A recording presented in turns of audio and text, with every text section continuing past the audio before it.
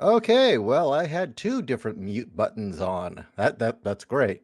The analog mute and then the digital mute. So nobody heard any of that. How you doing?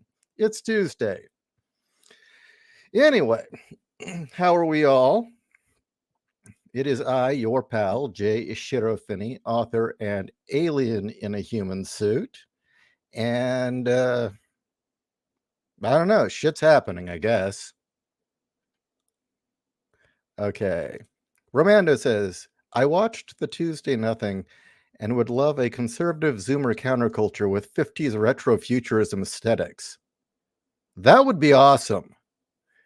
You know, in a sense, there's a bit of a push for that with the what Pulp Rev movement. Those guys kind of bringing back old school pulp, but again, I think most of the people writing that stuff are my age, so I don't know. Get on it. Start creating this stuff, you guys. I can't do it for you.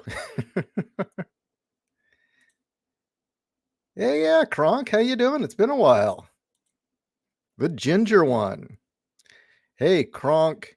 I don't know if you're part of the Discord, but the second chapter of Siege Engine has a very big shout out to you, so you might want to check that out. So, I don't know. Do we want to talk about fun stuff? Do we want to talk about controversial stuff? You know, there is a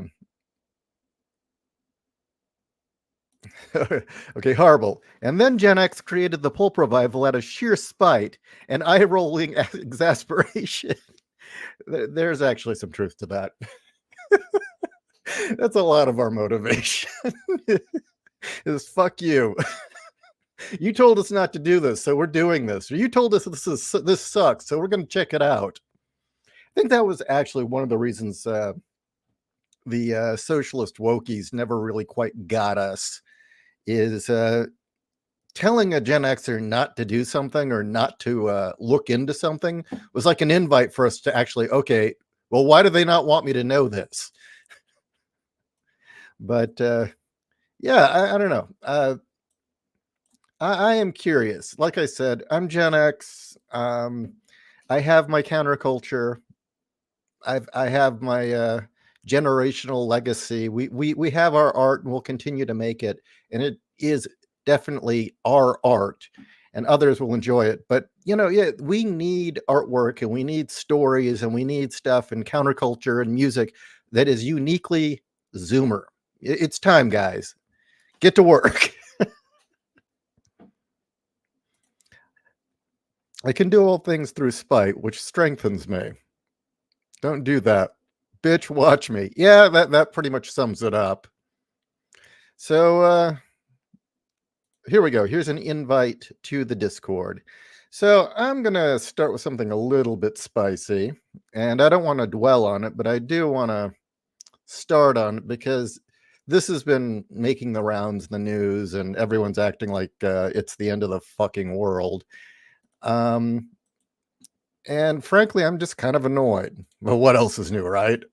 A Gen Xer who's annoyed. What a shock. So let's get to the spicy content. And Dr. Gay, at Harvard, does calling for the genocide of Jews violate Harvard's rules of bullying and harassment, yes or no? It can be, depending on the context. What's the context? Targeted as an individual, targeted at an individual. It's targeted at Jewish students, Jewish individuals. Do you understand your testimony is dehumanizing them? Do you understand that dehumanization is part of anti-Semitism? I will ask you one more time. Does calling for the genocide of Jews violate Harvard's rules of bullying and harassment, yes or no? Anti-Semitic rhetoric. And is it anti-Semitic rhetoric? Anti-Semitic rhetoric when it crosses into conduct that amounts to bullying, harassment, intimidation, that is actionable conduct, and we do take action. So the answer is yes, that calling for the genocide of Jews violates Harvard Code of Conduct, correct? Again, it depends on the context. It does not depend on the context. The answer is yes, and this is why you should resign. These are unacceptable answers across the board. Are they unacceptable answers? Yes and no, but I'm not going to debate that. I've got a different take on all of this. And it goes as follows, and this is what I meant by the spicy conduct. First, they came for the white male, and they did not speak out because they said we must fight to end whiteness. Then they came for the Asians, and they did not speak out because they said Asians were also guilty of the crime of whiteness.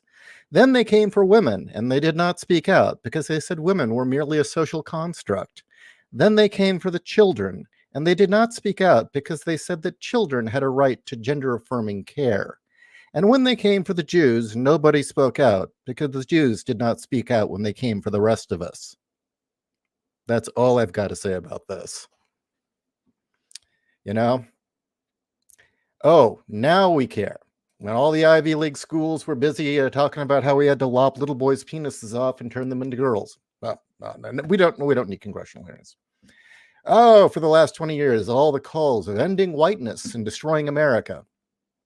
Nothing. All this crap about there's no such thing as a woman. You know what? I just don't care.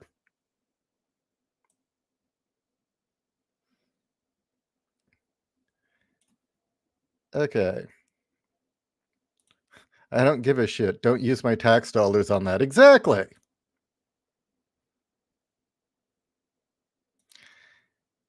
Niemoller was a cheerleader for all of it until it came to his door. Okay. Someone on Facebook claimed that young people read a lot these days. Sounds like a total hogwash to me. Well, no, that's... What do you mean by read? See, that's the problem. What do you mean by read? I mean, in one sense, are they reading fanfic? Yeah, tons of it. Are they reading lit RPG? Tons of it. And if you want to throw in texting and tweeting and all that, yeah, they're reading words. Literature, books, I don't know about that. I couldn't really say. Ishii, the woke liberals are getting their own karma with the Jewish liberals. Yeah, well, they created this mess. You forgot the black conservatives. Oh, yeah, you're right. You're right. I should put that in there.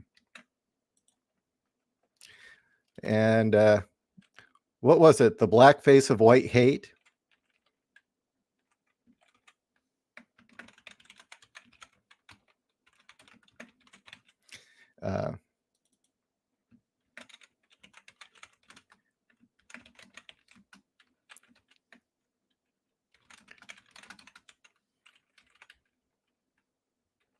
I'm adding this.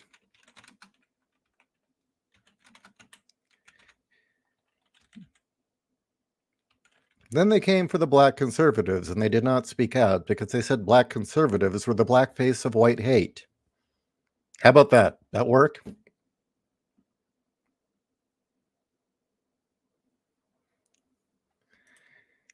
If dehumanizing people is anti-Semitism, what are they doing to conservatives? Well, yeah, there's been an ongoing constant campaign to make conservatives, or not even that, anyone who isn't woke, as less than human.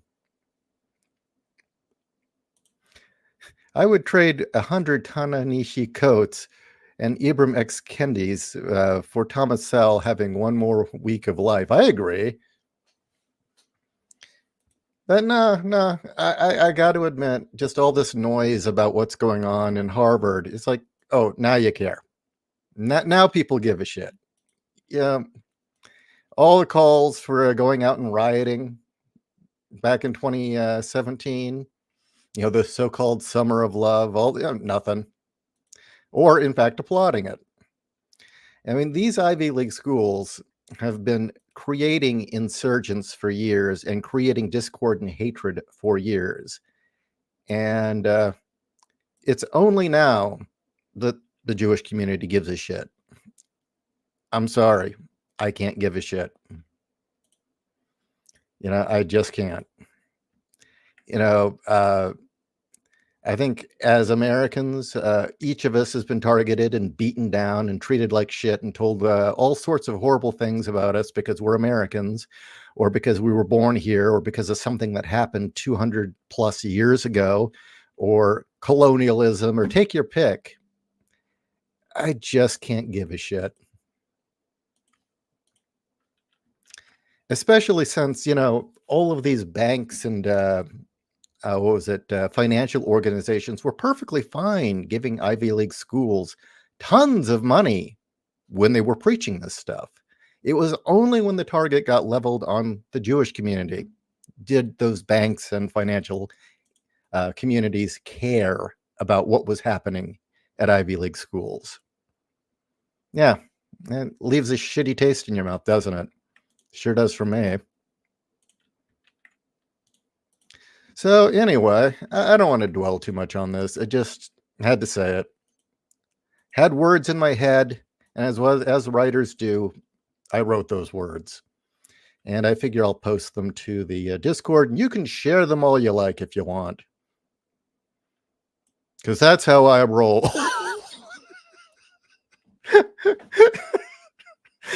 Yeah, that's a great way to end this segment. That's how I roll.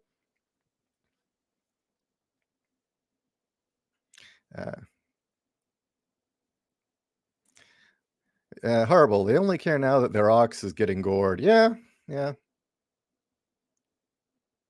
They called Larry Elder the blackface of white supremacy. That was an amazing claim. I mean, talk about racism.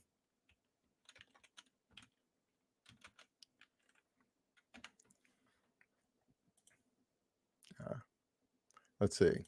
Ishii, they pass a bill in Congress that anti-Semitism is when you criticize Zion.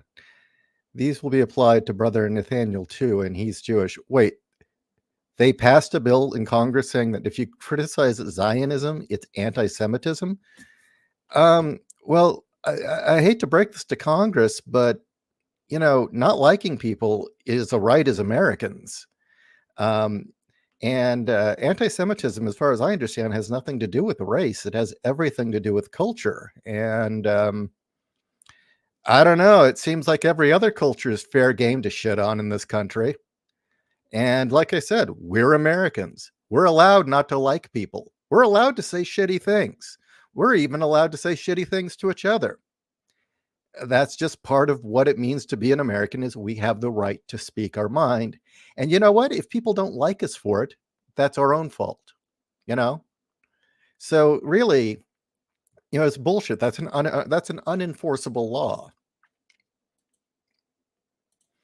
Those cutting funds to universities for Hamas are the same that cut funding if Charlie Kirk comes around and talks about conservatism.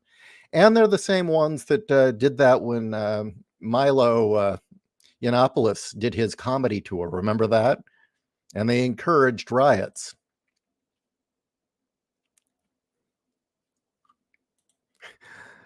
Alan Fergan. It's the social upheaval of the 60s, but with shittier music. Not just shittier, but with shittier music. Apparently Kronk can't look at the Discord channels on his phone. I think you have to download the app. It's kind of lame.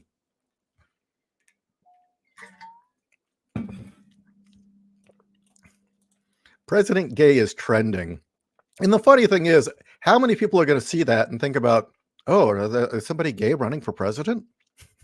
Is Butt Gig going to run? And another thing about Harvard, roughly 25% of their admin, including their provost, are Jewish. So why don't we bring that up too? It's not like these people didn't allow this to happen or encourage it. I mean, clearly, if you've got one-fourth representation in Harvard's administration and decision-making, you would figure one of these people would have spoken up.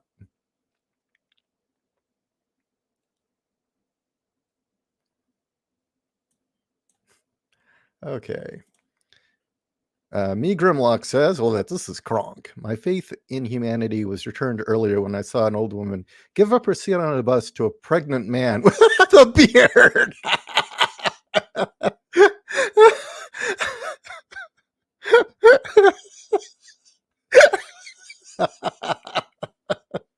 That's good. You come up with that?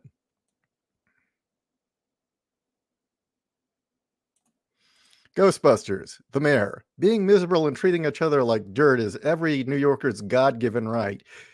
You two are up. Your 2 minutes are up. Good night, gentlemen. Yeah, actually, correct. Maybe I should hunt that down. Use that as a sample. Where to say, what is it? A soundboard drop. Kronk says he's the white face of green.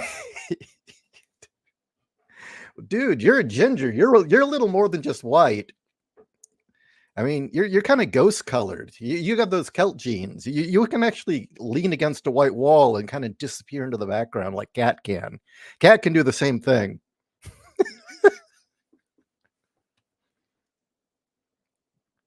Let's talk about the Ivy League Dean of Admissions. Yeah, and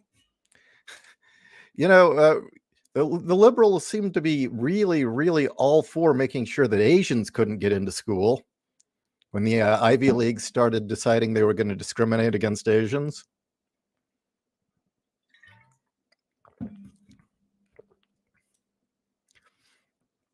So, okay, that's the spicy bit. You want to talk about something else? Anything on your mind? Anybody do anything stupid you want to bring up? Actually, there is another thing I'd like to bring up, and this is kind of cool. And that is that the America First, or the oh God, yeah, it's the America First contingent of the Republicans, the Trump Republicans. When the DoD and the Navy started saying, okay, yeah, UFOs are real, and started dropping all this misinformation and just confusing the matter more. I mean, yeah, they admitted UFOs are real, but then went about confusing the issue as much as possible. Which, why are we not shocked, right? What was interesting was that the America Firsters decided they were going to start their own fact-finding commission that was irrespective of the governments. That the government had their fact-finding committee that was just propaganda, and they started their own. And they're not letting it drop. And I find this really fascinating. They did a press conference, I think a day or two ago. And what was really impressive about it was they were talking about how the government came forward and the military is claiming all this openness and transparency. But the moment you actually ask for any hard evidence, they're going so far as breaking the law to make sure that Congress and the public can't see it.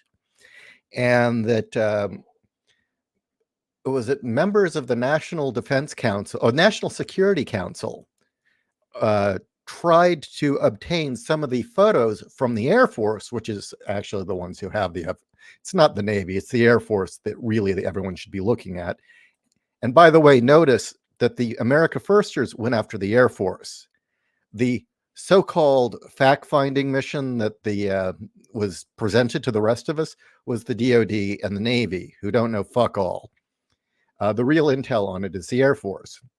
The Air Force wouldn't let members of the National Security Council onto the premises to look at the evidence.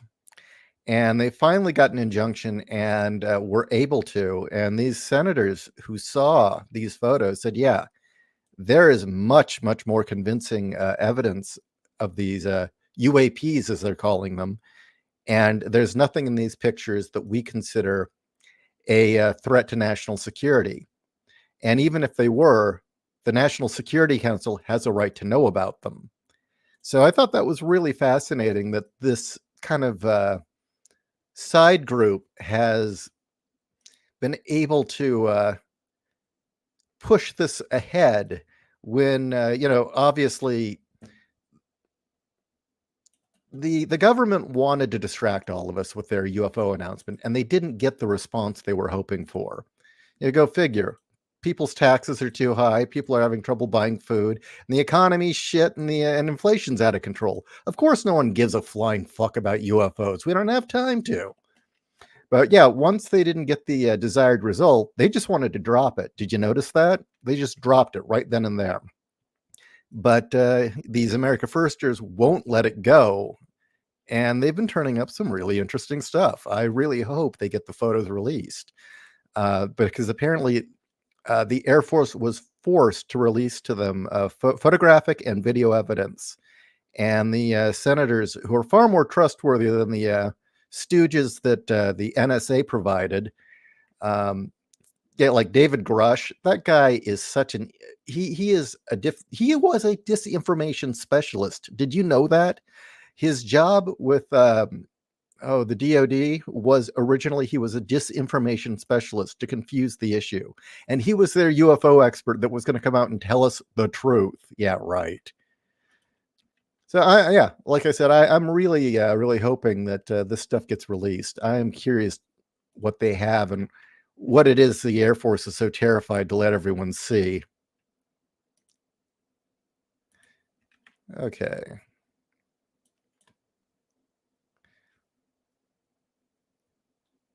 Going through your comments.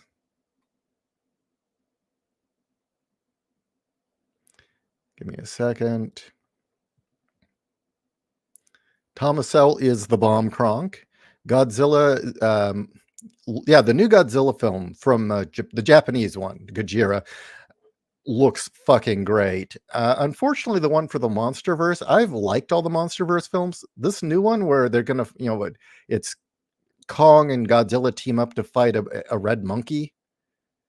I just, I don't care. It's not interesting. Bjorn, the United States Congress passed a bill, all anti-Zionism is anti-Semitic, yesterday. The Arabs are Semitic too. Okay, so it doesn't say that it just considers it anti-Semitism, because you still can't act on it. It doesn't matter what you consider it. People are allowed to have their opinions. And, as far as I'm concerned, the actions of the nation of Israel are just as open to criticism as the actions of the United States or any other nation. Don Giles actually had a major accomplishment yesterday. He says he made it through work without punching anyone in the throat. And you know what? I think we can all relate to that.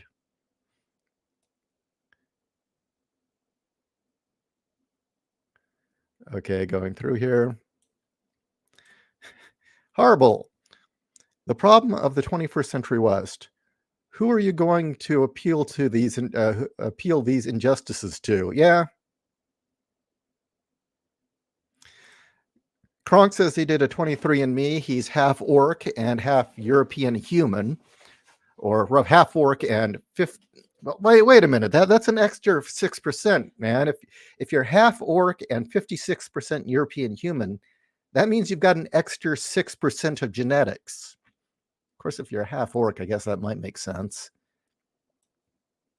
Oh, Bromando, you've seen -1? Where can I see it?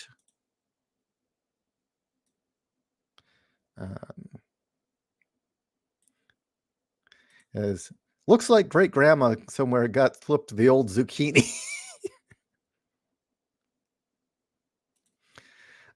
Bjorn, the Air Force is keeping the covers up secret, but they want the big budget, and the biggest benefactors of the military budget. Well, that's another thing that I thought was really fascinating about this fact-finding mission by the America Firsters, is that is the area they're focusing most on. They said, you know what, we want the evidence of UFOs, but more importantly, we want to know where the money's been going.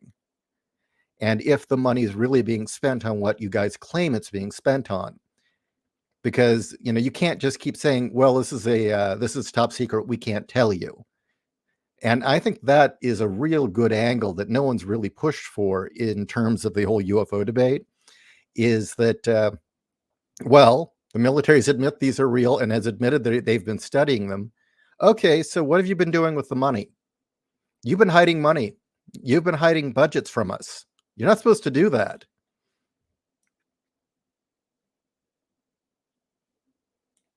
Bar one, why do you always do these in the middle of the day when I'm asleep? I'll never know. Well, we do them at night too. Bar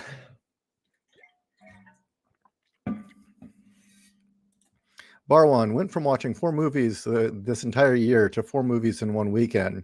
Angel Studios has some pretty good stuff. Really? Like what?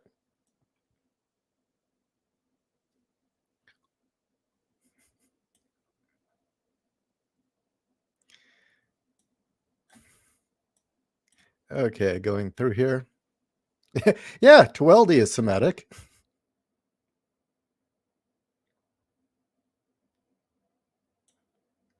Bar One says, I saw G-1 Thanksgiving, Silent Night, and The Shift in a 24-hour period. I take it they were all good?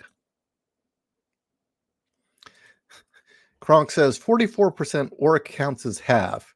It's like the one drop rule. Yeah, probably.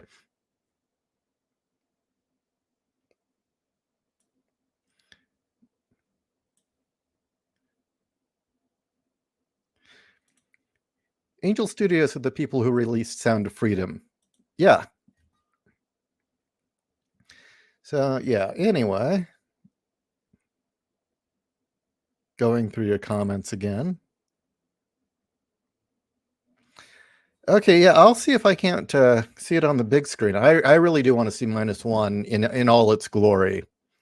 And yeah, the last film I saw in the theater was Sound of Freedom, mainly because everyone said don't go see it. See that? What did I say? What did I say about Gen X? Don't tell us we're not allowed to do something. It just encourages us.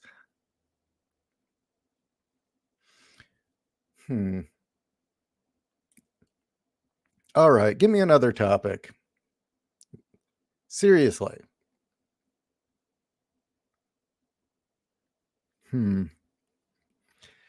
Yeah, see, even the listeners are dropping. I went from 30 to 26 because I have nothing to talk about at this point. I guess I blew my load. Should I go home now? I don't know. I know there was something else I wanted to mention. I don't know. It's just interesting seeing what's going on in Washington right now, the insanity, all the stupidity, the fact that they're all tripping over each other. And I got to admit that watching the left eat itself alive on its own rhetoric is quite enjoyable. Also, I got to applaud Elon for go fuck yourself. I think that's something we all have wanted to say to Bob Iger. Kat says that Godzilla -1 is showing down the street from us. Let's go. Yes, let's go, Kat. Let's absolutely go. Get us some tickets.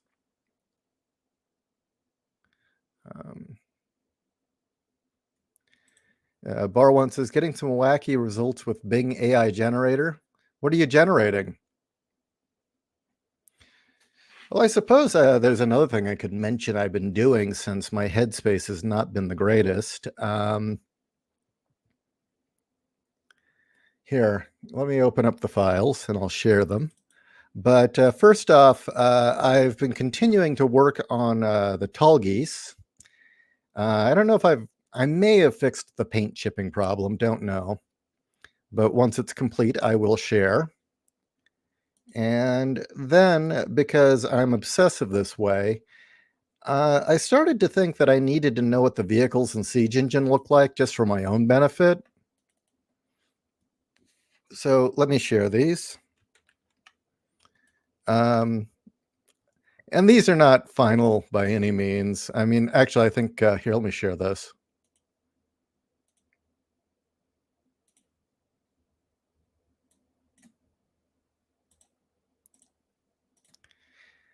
Here was one of my designs for the technicals that were in the story, but honestly, I think that truck looks too modern. I need to do something to make it more of a futuristic truck. So I don't know if I'll use this one or not. I tried to make it, but I don't know. So there's that. Let me open up the next one.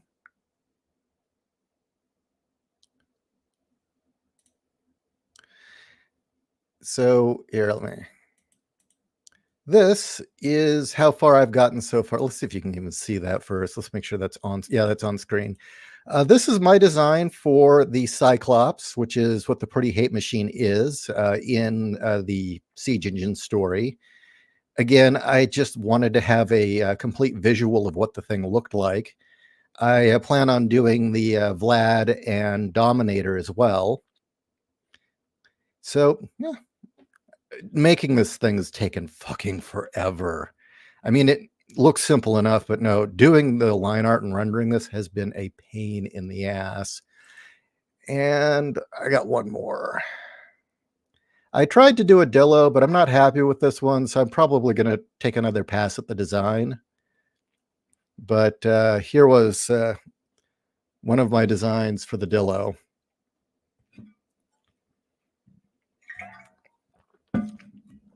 Again, I think it looks more insectoid than armadillo-like, so I may give it another pass, do a different design. So that's another thing I've been doing to keep myself busy.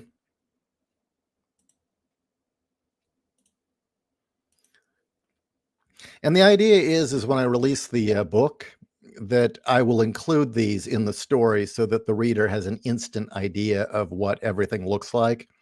Because let's face it, this isn't BattleTech. You don't automatically know what every mech looks like and what every mech's stats are. Use it. Use which one? You mean the Dillo design? This thing, the killer dump truck.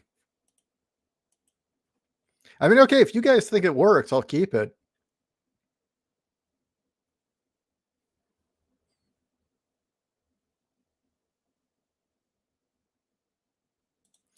Okay. Venus is a hellscape in Siege Engine, right? Sleek panels and overhangs and chunky tires. The technicals element come from slapping big guns on civil utility vehicles. Exactly. Yeah. And the idea was that I would design 3 or 4 different technicals as an example, because no two technicals are alike. Each one's different. So I thought I'd just include a handful of designs and say these are just a few of them. Okay. Okay, so you like the Dillo's design. Okay. Let me enlarge it a little. Let's see if I can. Yeah, I tried to make this one look like it had been constructed from one of those mega dump trucks, the really huge ones that are like 2 stories tall. And we've got the gun ports on the side, and then gun ports here, and then the recycled 73 millimeter anti-aircraft gun on a turret that they've slapped on there. And I want to put a big Mad Max bumper on the front as well.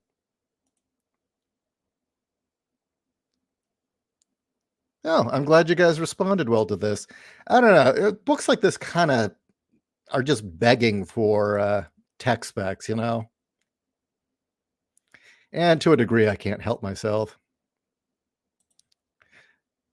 Yang says, kind of a giant dump truck Jawa cruiser mix. Well, okay, if that's the impression it gives, okay, I'll keep it. I mean, that was kind of how I imagined it, was they had taken one of those mega dump trucks and just slapped armor on it and a turret and put gun slits all over it. Ask an AI what a Venus technical looks like.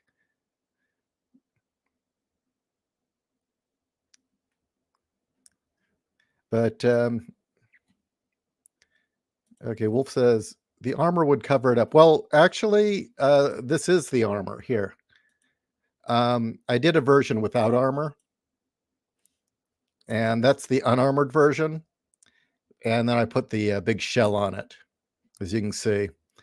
And if you're thinking this looks like I collaged a bunch of different things together, it's because I did. I'll be honest, that's exactly how I did it. Most of these things that I do, my drawing skills are only so good. I'll be honest with you. I'm better with the computer. So the way that I'll do these is I will grab bits and pieces of machines, collage things together, then draw in the parts that I want to draw in. And I'll use that as a starting point. And then I take it into Illustrator, which I'm much more skilled at, and make my own thing.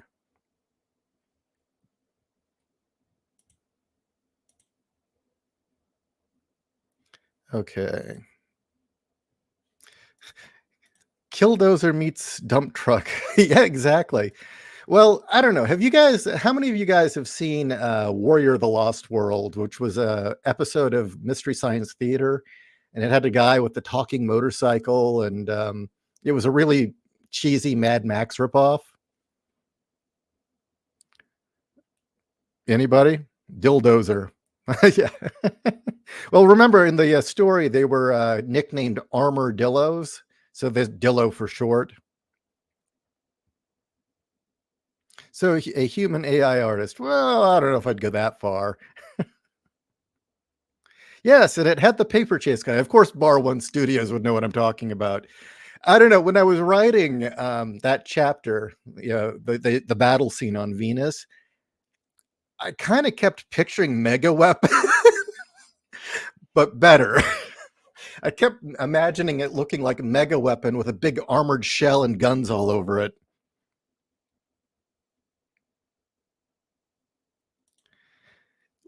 At least you got something. Still working on designs for my mechs for bouncers. Yeah, how's that coming? Okay, yeah. It's one of the classic episodes of MST3K.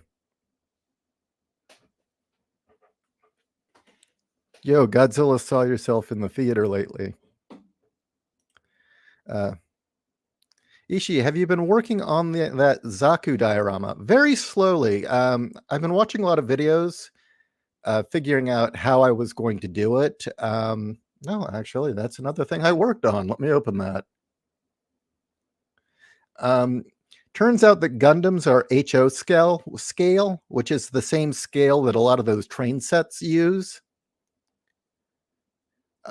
So I found that was a good starting point. So pretty much what I could do is finding out that a door in HO scale, I think, is 3/4 of an inch or thereabouts. That one thing allowed me to get the right scale for everything else. Okay, where is it? Oh, did I do it in Photoshop? I think I did.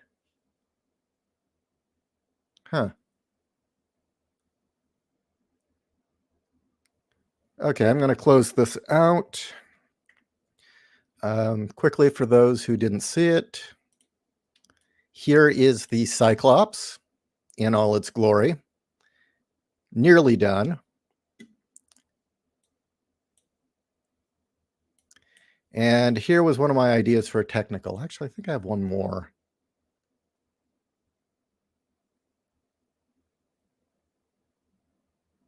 Huh. Yeah, where the hell is it? It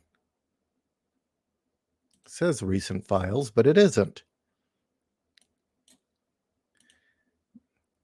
Give me a second here.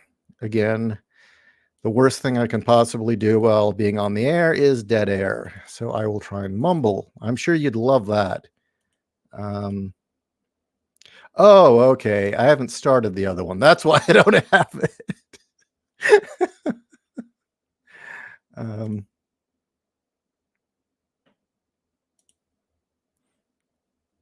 I don't know. This one isn't very impressive. This is another rough design I came up for a technical. Again, I think the truck looks too modern, so I'll probably do something a little more futuristic. Now, let me open up Photoshop since you guys asked about the Zaku diorama. Another thing I did was once I figured out the scale for the 1/100th Gundams, I ordered a couple really cheap tank models that were that size so that I could essentially wreck them and have dead, burned out tanks on the battlefield.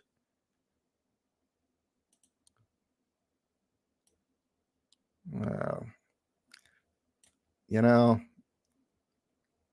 I can't dig for it right now.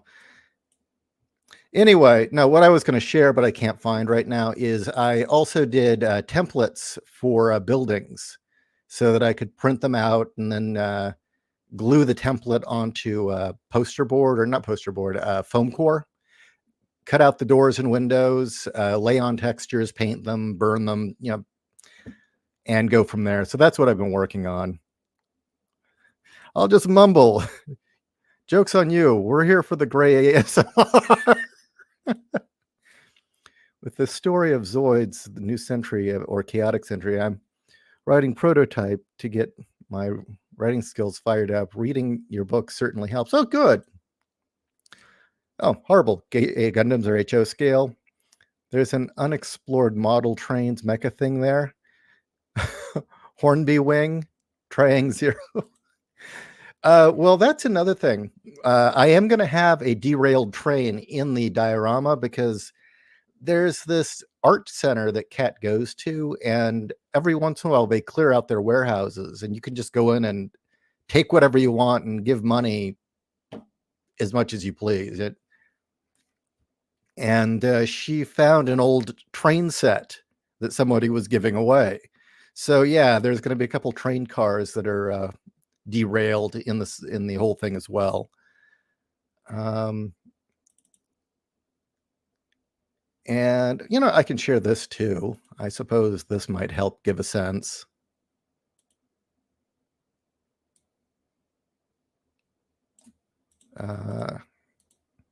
There we go. That is what I'm working with. That is my template or my example. I want to do this, but have a road by the side of the tracks with burned out cars, which I've also been working on. I got some discount Hot Wheels and did different things to make them look like they'd gone through a nuclear war. And yes, I did take one of them and set it on fire. That was actually very effective. But yeah, this is kind of what I'm going for. Is I want something to look kind of like this with mud, and then have a Gundam and probably a Jesta, or having the Izaku and the Jesta going, shooting at each other.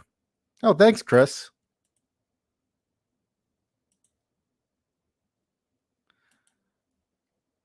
Menard's hardware stores have an entire train model section with HO scale. Really? Let me write that down. Yeah, the only problem with a lot of the train stuff is, holy shit, is it expensive?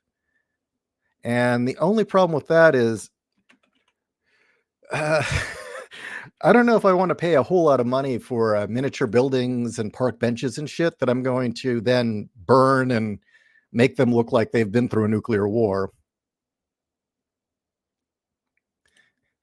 It's a war zone.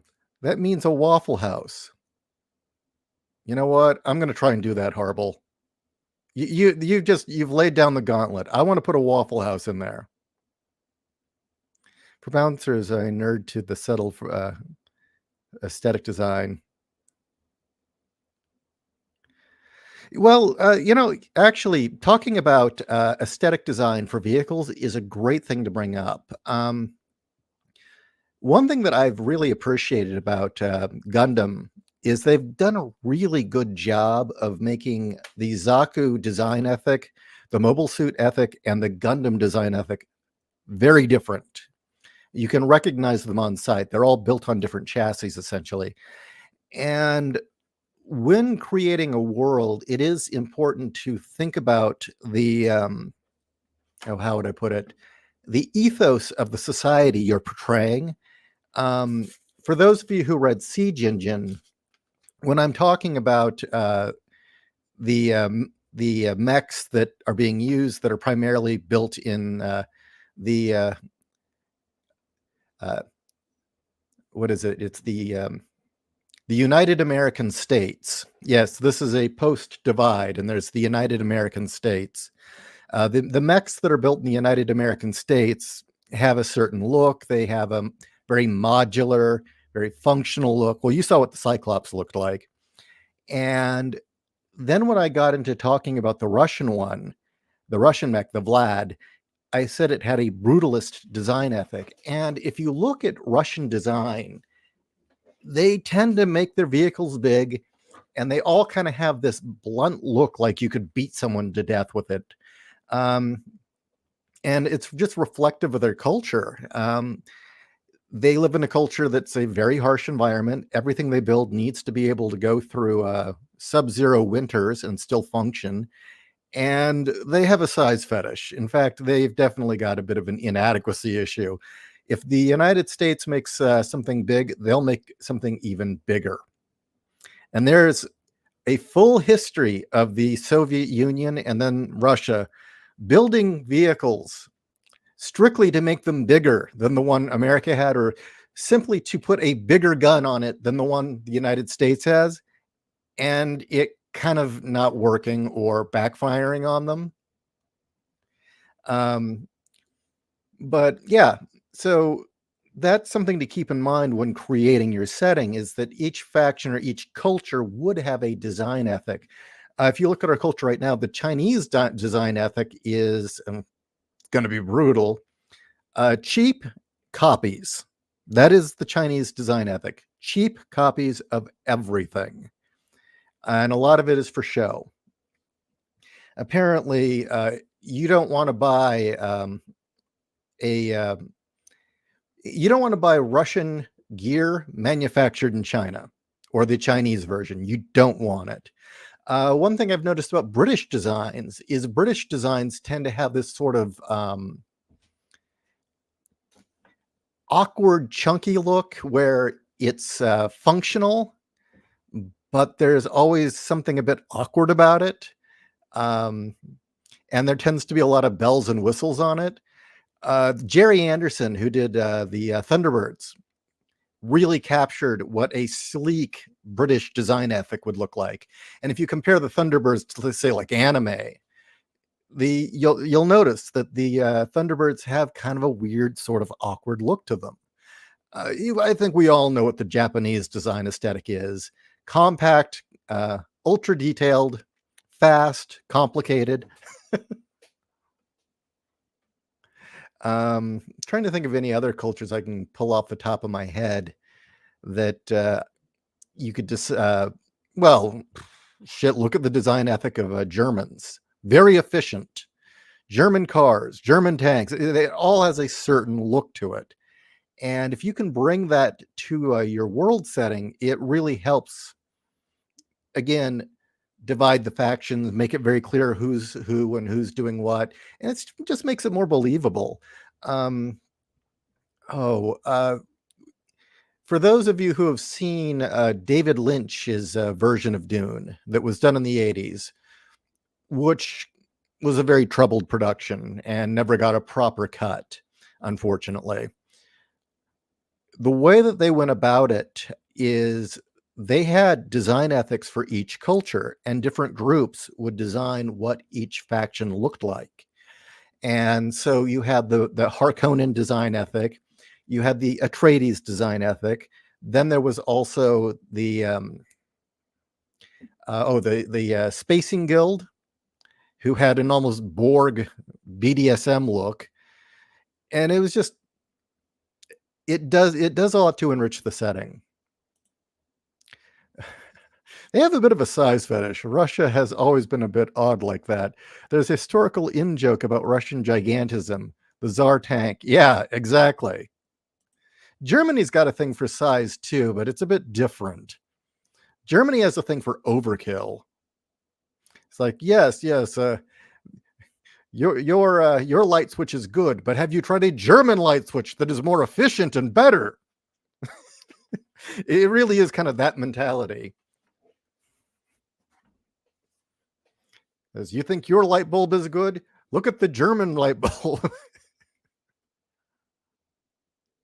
The Hulk can beat someone to death with a MiG. He probably could.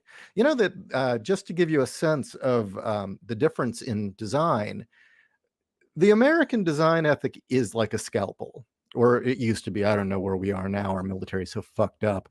But our military was always very much a scalpel. We were very into surgical strikes and modularity, so that a piece of equipment could be very flexible and adaptable.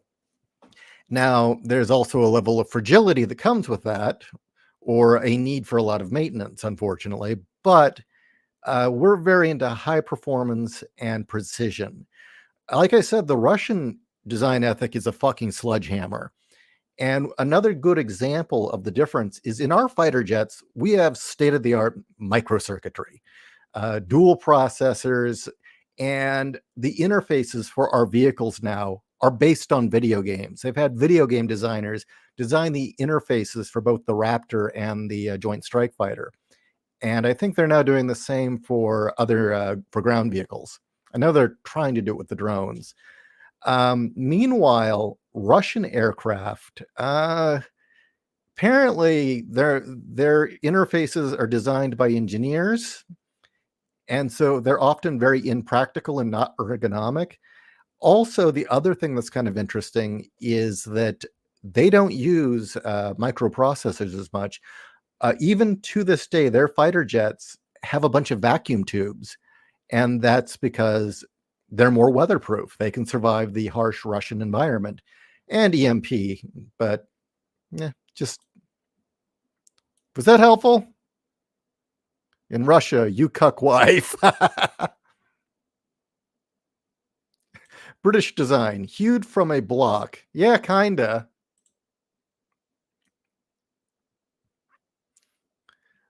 But yeah, even some of the really cool things Britain has designed. Here, let me.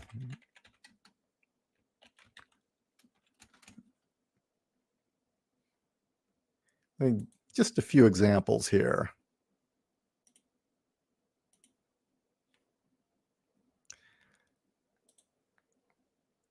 Let me change the screen.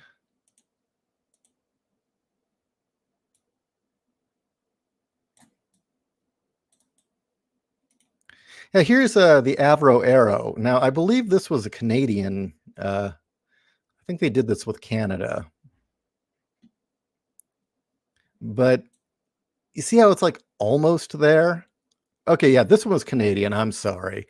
I'm thinking of a different plane. Give me a second.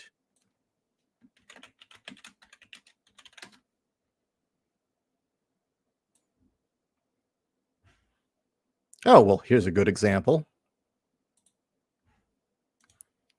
Shit, what the hell is Cat doing? There's all this banging and crashing outside my door. Okay, here's the Lancaster bomber. This was Britain's main bomber in World War II.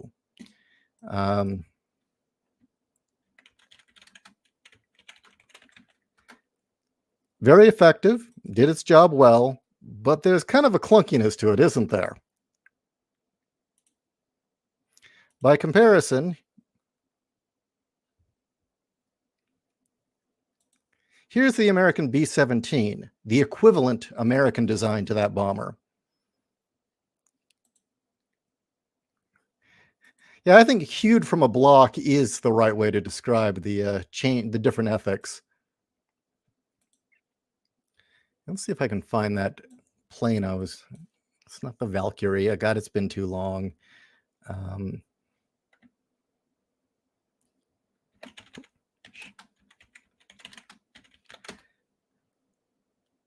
Oh, there it is. That's the one I was looking for.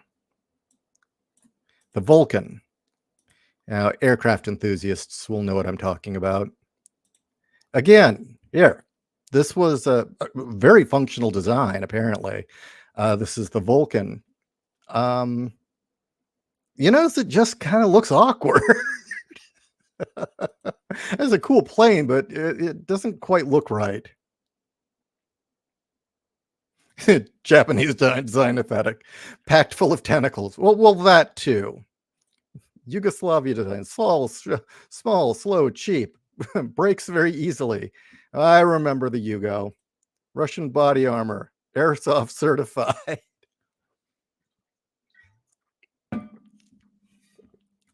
French design, perfectly logical, completely insane. Yeah, I would agree with that. The Rafales are good planes, though. I mean, they really are. Kind of stubby, but good. Italian design, sleek, elegant, blows up after 5 minutes. Yeah, the Italian designs need a lot of fucking maintenance. As a kid, I always wanted the Ferrari GTB as my dream car because that was the one Magnum drove. Until I found out that it needed to go to the shop every weekend. That the Ferrari GTB needed to be worked on almost once a week to remain running. I was like, okay, screw that. Fair Maiden White. Lynch's version is the only one that counts to me, but I may be a little biased. I have not seen the new ones. I haven't bothered. I'm gonna wait for the second one to come out, and depending on how they handle the second half of Paul's story, will be my deciding factor. The Lynch version, just its visual aesthetic was fucking amazing. Yeah, if I had the equipment, I actually probably do, but then not the time. I would love to just gather up all the footage from Lynch's Dune and give it the proper edit it needed to make sense and be the film it could have been, and add in the special effects that weren't there. If there was ever a film that needed a special edition or justified one, it would be David Lynch's Dune. The cable TV cut, which I believe is 4 hours long, is a very rough cut. It's worth watching, but it's not finished. It's an unfinished cut, so it's very disjointed. Unless you've read the book, it doesn't make any sense.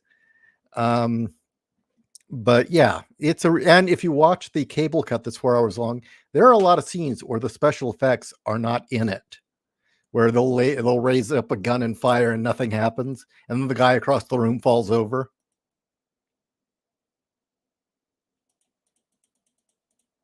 Spanish design, mañana. You know, I'm not really familiar with Spanish design. I couldn't say.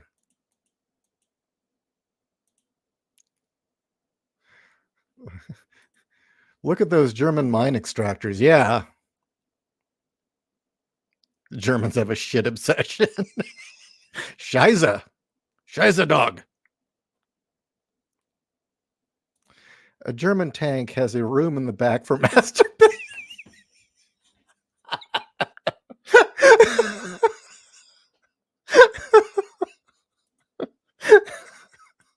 I like my listeners. I think you guys are funnier than I am, actually. So I don't mind you guys stealing the spotlight.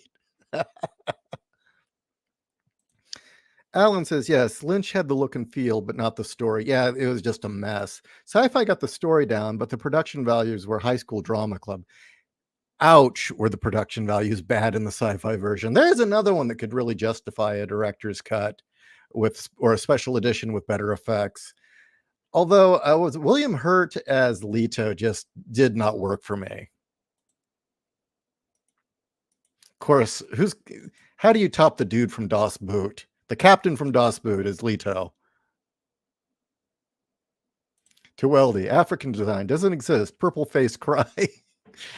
Well, you know, there was the African space. It was the Zimbabwe space program. You know about that, right, Tuweldi? I should probably do a video on that sometime, or just try and track down the videos from the Zimbabwe space program.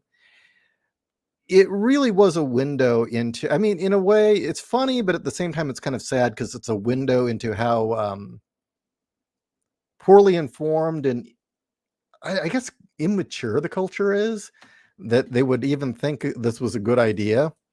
And their space program really did consist of a very large catapult, and they were putting people in oil drums, and they were convinced they were going to launch this thing into space.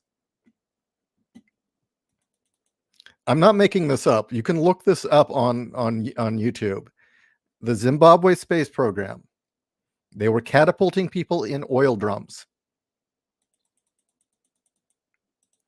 There was a UK, US, Russia scrap heap challenge. Build an amphibious vehicle once. UK, Jeep with foam-filled barrels. US, truck with 2 boat engines. Russia, literal bathtub with geodesic dome and paddles. Yep. Well, the other thing about Russian designs that I find fascinating is this notion of, oh, well, you think it's good now? Well, let's make it a troop carrier as well. And it seems to be a repeated theme as well. Well, let's make it carry troops as well that can shoot out the sides. That jet is so Buck Rogers. It is, isn't it? Canada's full of hosers. You know, I used to really like Canada. Canadians produced so much good humor. And that wokeness, I don't know. Canada's lost its fucking mind. Except for Alberta. Alberta and Calgary seem fine. You know, I'm all for Alberta seceding and joining the U.S., which some of them have talked about. I remember chilling out and watching in the 90s and watching Wings of Red Star back. Oh, God, back when Discovery Channel was good, yeah. Canada's most dangerous tick is based on Canadian geese.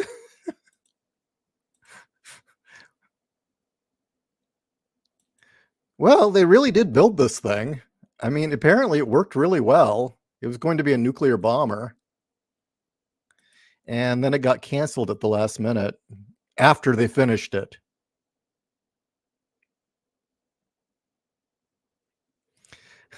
The Vulcan is just aeronautic porn, a nuke bomber that handled like a fighter in the 50s. Well, keep in mind, we did do the same thing, Harble. Let me pull this image up. Oh, you've gotten me on aviation now.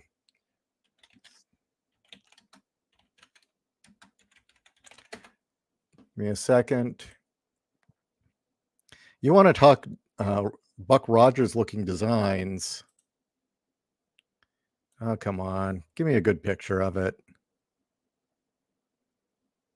You're shitting me. Come on.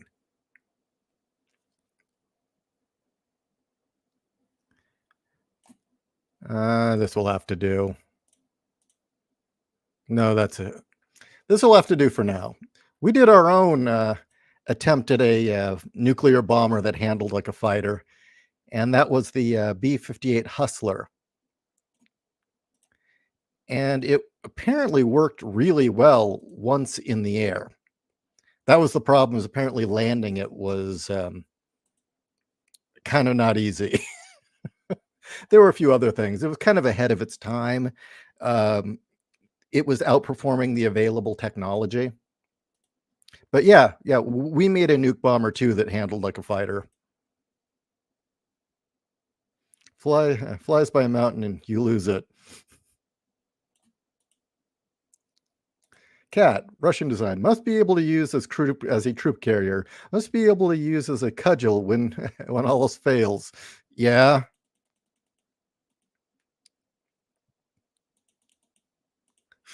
British tanks are always designed with building tea stove. During the middle of a battle in World War II, just as 5 p.m. struck, they stopped the battle to have tea, which irritated the U.S. GIs. You're not kidding, are you? Christopher Johnson, you can talk to a Canadu. They won't stop talking about that era. They act like it would have been the second coming. Yeah, they are pretty proud of that thing, aren't they? I mean, I remember they even made a TV movie about it, which I admit was enjoyable. Magnum rocks. Higgins was paying for that Ferrari paying for the Ferrari repairs. True. I also really liked the Ferrari Boxer simply because it was really fucking fast and had great handling. But again, Irish design looks like it tipped over a whiskey bottle.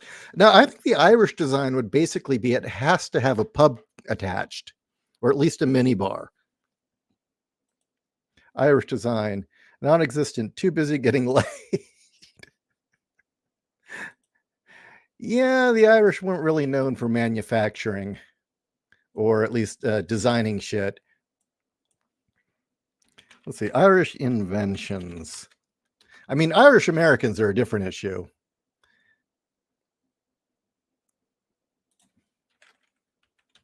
I mean, there are plenty of things created by Irish Americans. Oh, I don't know. I think the Irish created a lot of booze and a lot of different drinks. Let's see. Well, we'll just. Well, apparently they were the first to make a modern ejection seat.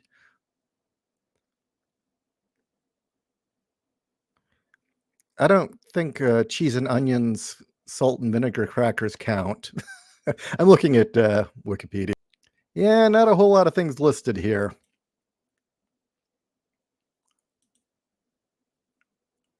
You know what? I'll tell you what the Irish invented. 101 recipes for potatoes.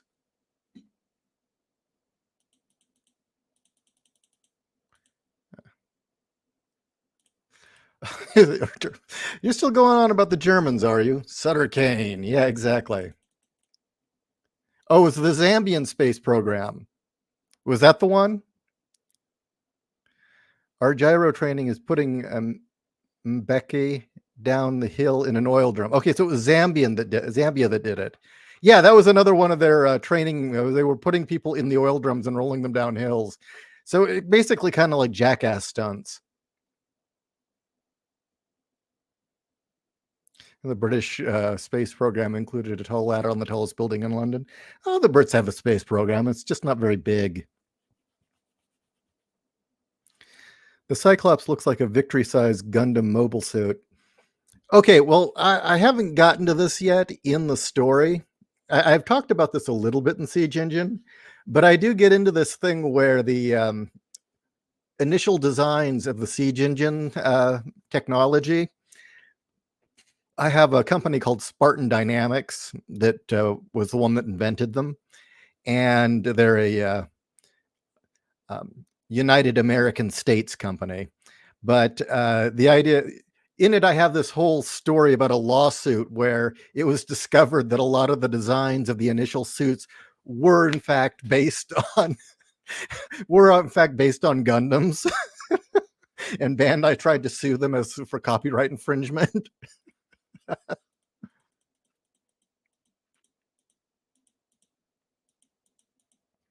Victory is the Jerry Anderson design of the V-bombers. Jurgen will always be Leto. I agree. I don't think you can top Jurgen Prochnow as Leto. Show them the Russian plane with the gunners that sit outside the wings.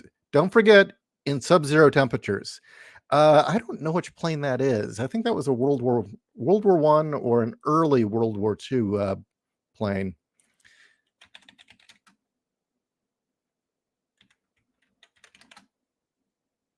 It was a biplane, right?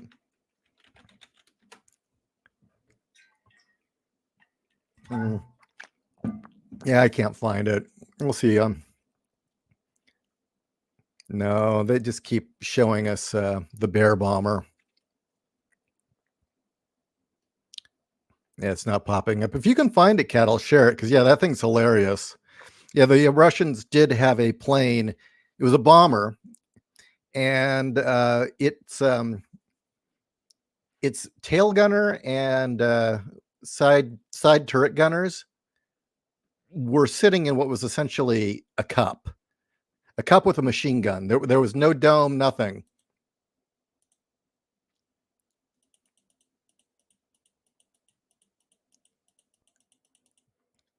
We need a Buck Rogers remake. The same premise of the 80s show.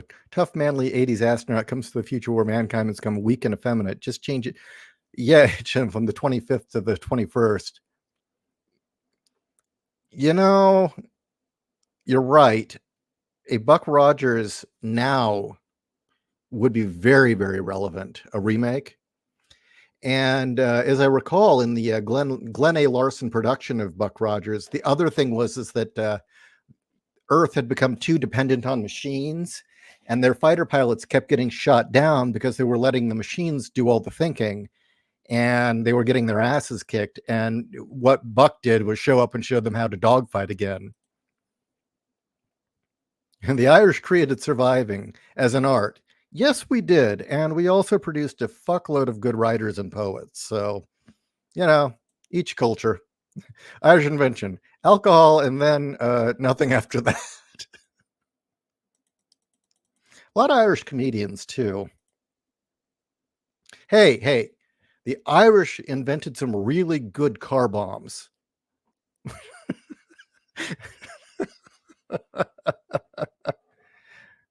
My favorite aircraft is the U.S. Air Force flew was the X-Wing. Oh, is that the one where... no, that was the Pogo. Let me see if I can find that.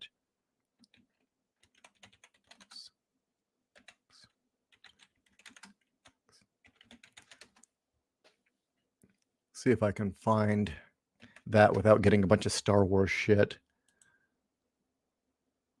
No, I can't. Yeah, if anyone can give me the X designation for that, I will share. Nah, not finding it. All I'm getting is a whole bunch of Star Wars.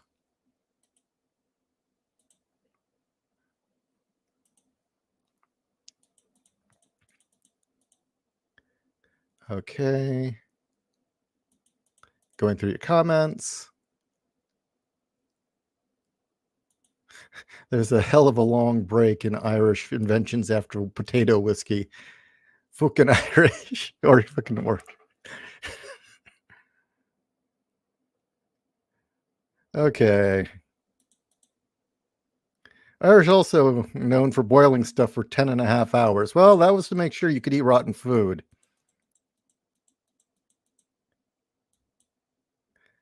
Okay, going through your comments. Please tell me the suit was settled by Bandai giving license rights to plastic models. You know what? I kind of like that angle. Maybe I'll take it that way. But I do have a whole thing where the company, the parent company of Bandai, is getting pissed off that the military keeps referring to all of the mechs as Gundams, and they start flying in lawyers and having them paratroop into. They're having paratrooper lawyers drop into the war zone to keep serving cease and desists.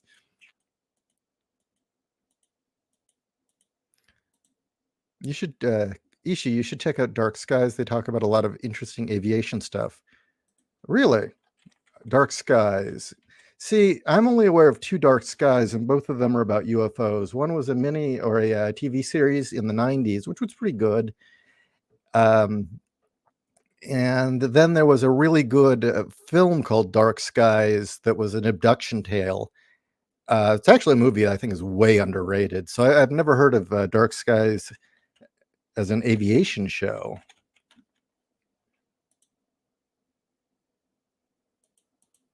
The Irish invented the enzymes to handle alcohol properly, though trial and error, of course.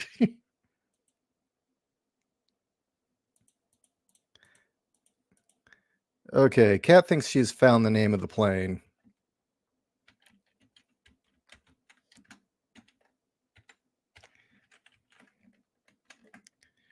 You know, I am surprised no one has yet commented on the joke with the mech in my story called the Vladimir. I think this is the plane. Yes, I think it is, Kat. This thing looks like straight out of somebody's steampunk fantasy. Oh wait, no, this isn't the plane. This is the plane that was never built.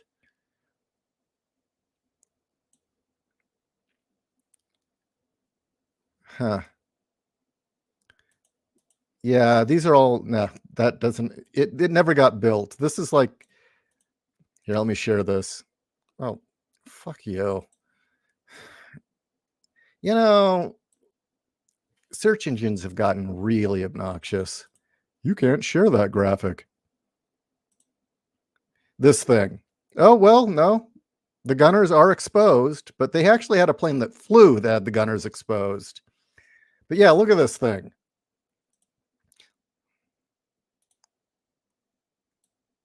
This is like something out of Ace Combat, like the final boss.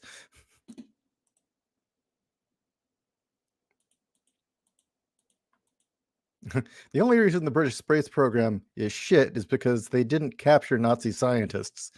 That is true. Wait, one of these actually flew? I can't get any pictures of the actual plane. All I'm getting are 3D models and model kits. Oh, here we go. No, that looks like an artist representation.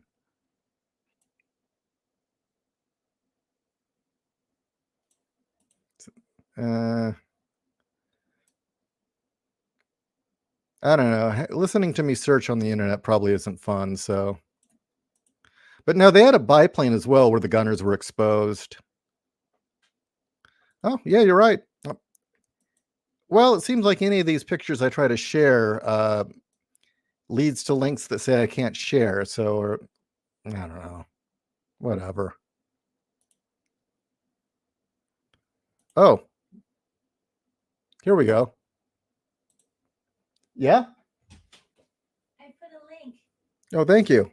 Yeah, they actually did build it and it did fly. It just never was used. It's another one of those things of we are Russia, we're mighty. We built it. Now we're done. Yeah, exactly.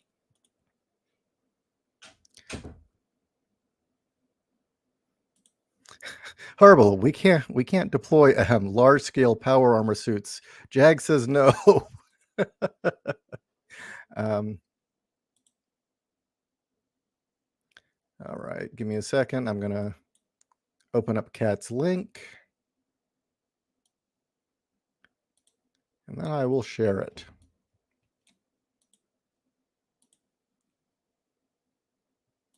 Here it is. Apparently, it did take to the air.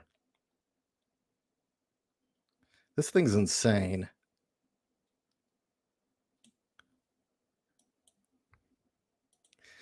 Ishi, the same thing happened in Vietnam battles. Robin Olds get to the USAF F-4 fighters. Yeah, you're right. I wonder if Glenn Larson based it on that.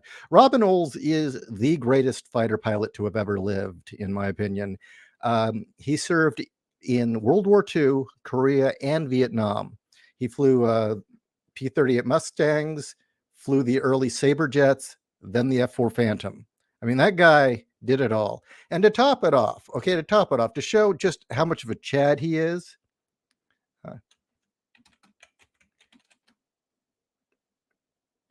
give me a second here. Let's get a good picture. Let's get a really good picture.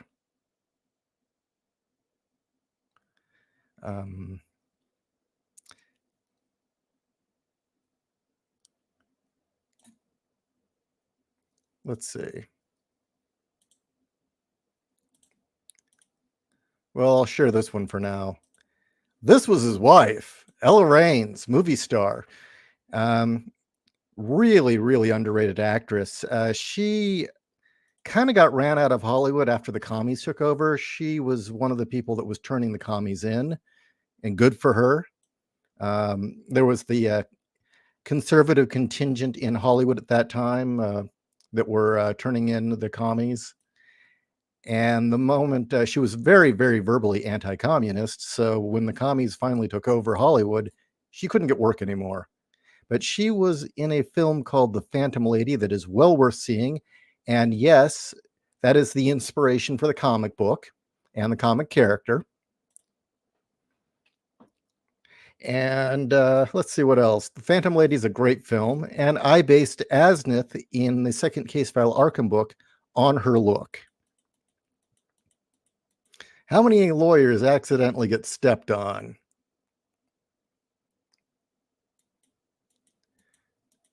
Okay, let me go through your comments. Paper Skies, yeah, that's a good channel. A lot of ads, though.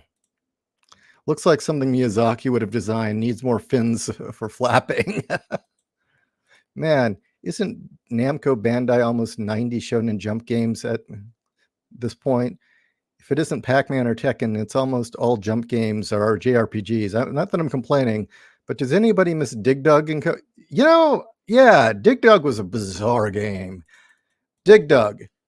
You're a guy with a drill who drills underground and kills little monsters by launching a hose at them and pumping them up until they explode. Twisted shit, but yeah, I was good at it too.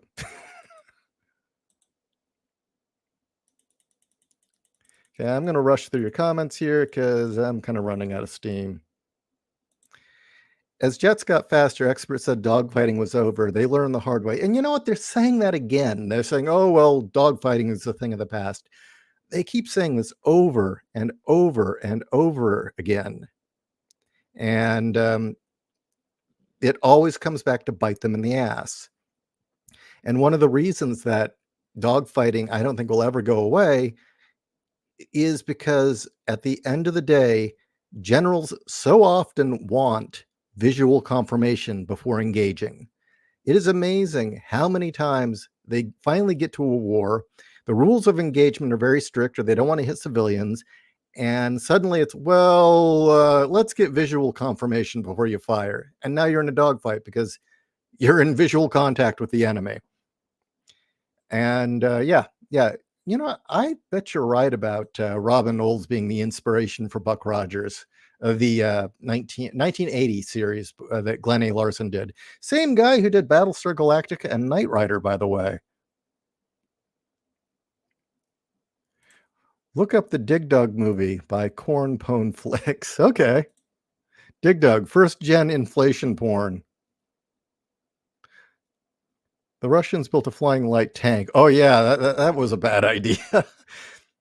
You know, the one that gets me is the BPM or BMP that they can drop out of planes with a parachute because it does not have a guaranteed survival rate. The survival rate's something like 80%.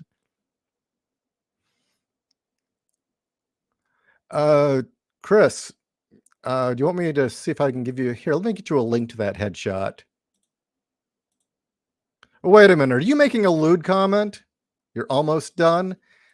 Are you drawing her, or is that supposed to be a lewd comment? Either way,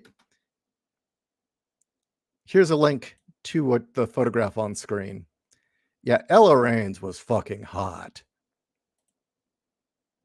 Survival rate, good enough. Battlestar Galactica, Mormons in space. Yes, it was, but you know what? It worked. That was the thing. It fucking worked. It really did supply a good backstory for the mythos of the show. It even had evil lizards. All right. Well, I've been on for almost an hour and a half, so I'm going to call it a day. I'm trying to get some writing done. Links to Boobs of Steel in the description. If you have not reviewed the book yet, please, please, please go to Amazon and review Boobs of Steel for me. And maybe I'll talk to you tomorrow. They want the dogfighting to be over because the F-35 isn't winning any dog. The F-35 can't dogfight. It's broken. I mean, the thing is a truck. It's a bomb truck. It was never meant to dogfight. That's what the Raptor was for. Yes, I need to go write more Siege Engine. Exactly. All right. Take it easy.